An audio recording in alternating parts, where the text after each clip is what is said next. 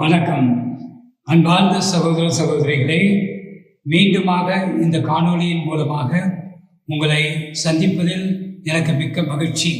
கடந்த 4 காணொளிகளில் நான் பகிர்ந்து கொண்ட கருத்துகளின் அடிப்படையில் எனக்கு சில சந்தேகங்கள் உண்டு.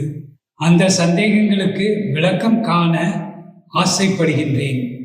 எனவே இந்த சந்தேகங்களுக்கு கீழ்வரும் நபர்களில் ஒரு சிலராவது சரியான விளக்கம் கூறினால் மிக்க நன்றி, மிகவும் நல்லதாக இருக்கும். எனவே இந்த சந்தேகங்களுக்கு கீழ்வரும் நபர்களில் ஒரு சிலராவது சரியான விளக்கம் கூறினால் நல்லது.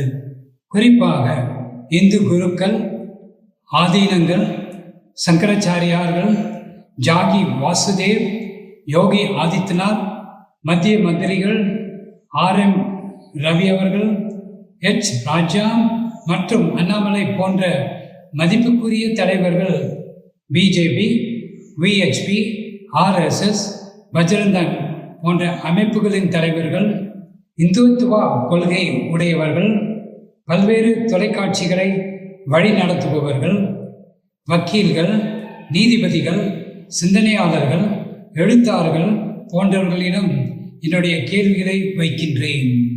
இவர்கள் யாராவது நல்ல முறையில் பதில் கொடுக்க இயலுமானால் மிக்க நன்றி.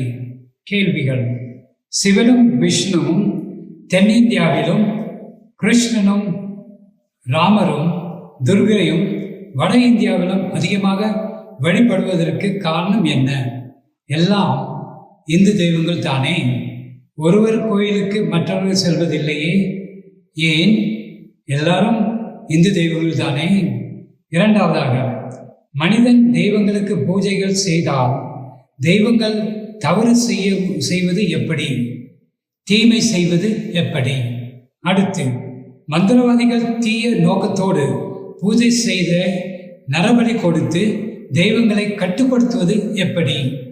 மாந்திரீகம், பில்லி சூனியம், வைப்பு போன்ற தீய செயல்களுக்கு தெய்வ வழிபாடுகளுக்கும் ஒன்றோடு ஒன்று தொடர்புடையதாக இருப்பது எப்படி? மாந்திரிகத்தில் தீய சக்திகள் மூலமாகவே தீய செயல்கள் செயல்படுகின்றன. குறிப்பாக பில்லி சூனியம், வைப்புகள், மாந்திரிகம் போன்றவைகள் செய்வதற்கு தீய சக்திகள் தானே பயன்படுத்த முடியும். ஆனால் இதை செய்வதற்கு தெய்வங்களின் சக்தியை பயன்படுத்துவது எப்படி? தெய்வங்களே தவறு செய்தால் தவறு செய்யும் மனிதர்களுக்கு நீதியாக எப்படி தீர்ப்பளிக்க முடியும்? மேலும் எது சரி எது தவறு என்று மனிதர்கள் அறிவது எப்படி?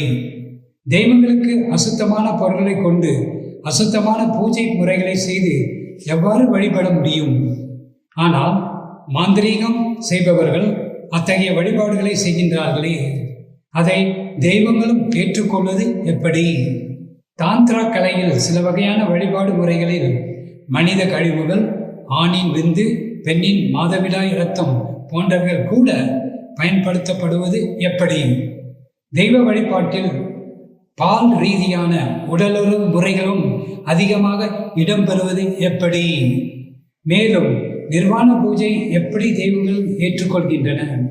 நிர்வாணமாக ஆண்களும் பெண்களும் பூஜையில் கலந்து கொண்டு பூஜை செய்கின்றனர். அதை மறைவாக செய்யும் பொழுது ஏற்றுக்கொள்ளும் தெய்வங்கள் மற்ற கோவில்களிலும் வெளிப்படையாக எல்லா நேரங்களிலும் ஏற்றுக்கொள்ளலாம் அல்லவா? பெண்களை எல்லா கோவில்களிலும் அனுமதிக்கலாம் அல்லவா? இதில் தீட்டு ஒன்றும் இல்லையே. ஒரு மனிதன் மாட்டு இறைச்சி உண்டதால் அவனை கொடூரமாக அடித்து துன்புறுத்தி கொலை செய்தவர்கள் எப்படி அதை சரி என்று கூற முடியும்? அவர்கள் தண்டிக்கப்படாமல் இருப்பது எப்படி? சில அரசியல்வாதிகள் இதை ஆதரிப்பது ஏன்? பூஜை என்ற பெயரில் இளம் பெண்களை, சிறு குழந்தைகளை நரபலி கொடுக்கப்படும் பொழுது அதை தெய்வங்கள் ஏன் ஏற்றுக்கொள்கின்றன? இதை சமுதாயமும் ஏன் தடுத்து நிறுத்தவில்லை? அரசியல் தலைவர்கள், நீதித்துறையை சார்ந்தவர்கள், காவல்துறையினர் ஏன் இதை தடுக்க முயற்சிக்கவில்லை? அடுத்ததாக, பல சிவ புராணங்களை கேட்கும் பொழுது அவைகள் இறை பக்தியை தூண்டுவதாக இல்லையே. மேலும் புராணங்களில் பல தெய்வங்கள் பால் ரீதியான தவறான வழிகளில் நடப்பதாக சொல்லப்பட்டுள்ளதே. அதற்கு இவர்கள் கூறும் பதில் என்ன? இறந்த மனிதர்கள் உடலின் மீது பூஜை பொருட்களை வைத்து எவ்வாறு தெய்வங்களுக்கு பூஜை படைக்க முடியும்? தீட்டான பொருள்களை கொண்டு தீட்டான வழிபாடுகளை செய்ய முடியுமா? அதையும் தெய்வங்கள் ஏற்றுக்கொள்வது எப்படி? மேலும் பிரம்மா உண்மையில் ஒரு தெய்வமாக இருந்தால் அவருக்கு ஏன் பக்தர்களோ வழிபாடுகளோ கோவில்களோ இல்லை?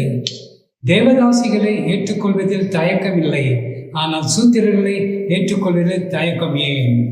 LGBTQ+ போன்றவர்கள் பிரம்மனுடைய எந்த பகுதியில் இருந்து வந்தவர்கள்? தெய்வங்களே அசுத்தமானவர்களாக தவறு செய்யக்கூடியவர்களாக இருக்கும் பொழுது எப்படி அவைகள் உங்களுடைய பாவங்களை மன்னிக்க முடியுமா என்பதை சிந்தித்து பாருங்கள். இந்து மதத்தில் நீங்கள் தொடர்ந்து இருப்பதற்கு ஏதாவது ஒரு காரணத்தை உங்களால் கூற முடியுமா? இந்த குறைபாடுகள் எதுவும் இல்லாத கிறிஸ்துவை நீங்கள் ஏன் ஏற்றுக்கொள்ள மறுக்கின்றீர்கள்? எதற்காக? ஒரு காரணத்தை உங்களால் கூற முடியுமா? இறுதியாக ரிக்வேதத்தில் 10வது புத்தகத்தில் 90வது பாடலில் ஒரு குறிப்பு கொடுக்கப்பட்டுள்ளது. அதில் உலகத்திற்காக தன்னையே பலியாக கொடுத்த ஒருவர் மரத்தில் கட்டி வைக்கப்பட்டு பலியிடப்பட்டார் என்று கொடுக்கப்பட்டுள்ளது. இயேசுவே அந்த பிரஜாபதி மரத்தில் கட்டி வைக்கப்பட்டு பலியாக கொடுக்கப்பட்டது இயேசுவை தவிர வேறு ஒருவரும் இல்லையே. இறுதியாக நீங்கள் கிறிஸ்துவை ஏற்காமல் இறுதி மூச்சை விட விரும்புகின்றீர்களா? யோசியுங்கள்.